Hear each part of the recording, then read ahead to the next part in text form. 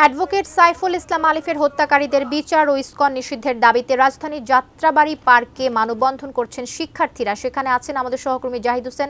আমরা বিস্তারিত জানতে তার সাথে সরাসরি যুক্ত হচ্ছি। জাহিদ, বিস্তারিত তথ্য আপনার কাছ থেকে জানতে চাইব। আমরা শিক্ষার্থীরা প্রতিবাদ স্বরূপ কি কার্যক্রম তারা করছেন সেই বিষয়গুলো আমরা জানবো। সহকর্মী জাহিদের সঙ্গে আমরা যুক্ত হওয়ার চেষ্টা করছি। শিক্ষার্থীরা বেশ কয়েকদিন ধরেই আন্দোলন করছিলেন, আমরা দেখছিলাম। সেই আন্দোলনের মূল কারণ কিন্তু চট্টগ্রামে যিনি হত্যাকাণ্ডের শিকার হয়েছেন অ্যাডভোকেট সাইফুল আলম, তার হত্যাকাণ্ডের যে বিচার, সেই বিচারের পাশাপাশি ইসকনকে সন্ত্রাসী সংগঠন আখ্যা দিয়ে সেই সংগঠনকে নিষিদ্ধের দাবি জানাচ্ছেন শিক্ষার্থীরা। এবং সেই দাবি নিয়েই মূলত আজ যাত্রাবাড়ি পার্কে তারা হাজির হয়েছেন, মানববন্ধন করতে এসেছেন।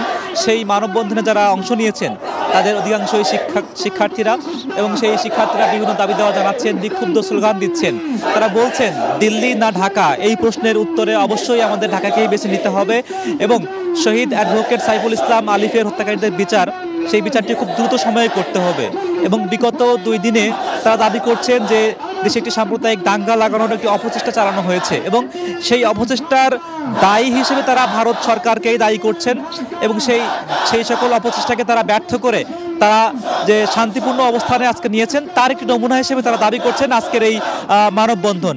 আপনি দেখছেন যে আসলে হুঁশিয়ারি বাণী যেমন শোনানো হচ্ছে, এর পাশাপাশি ঘুরে ফিরে সেই বারবারই আমাদের ইমোশনের জায়গা শহীদ অ্যাডভোকেট সাইফুল ইসলাম আলিফের হত্যাকারীদের বিচার, সেটিও বারবার এখানে চাওয়া হচ্ছে।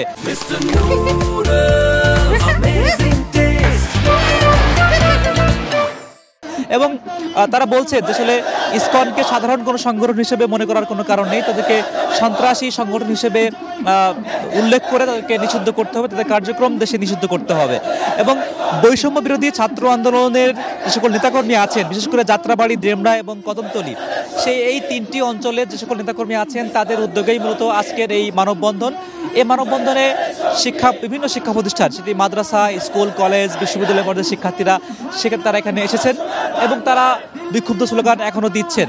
তাদের দাবি দেওয়ার সেই কেন্দ্রবিন্দু কিন্তু ঘুরে ফিরে একটি, যেটি বিগত 3-4 দিন ধরেই আমাদের আলোচনার কেন্দ্রবিন্দু, ইসকন এবং গত পরশুদিন সাইফুল ইসলাম আলিফের যে হত্যাকাণ্ড সেটি। এবং এই দাবি দেওয়া পালনের জন্য তারা কিন্তু খুব শান্তিপূর্ণ অবস্থান নিয়েছেন বলে তারা দাবি করছেন।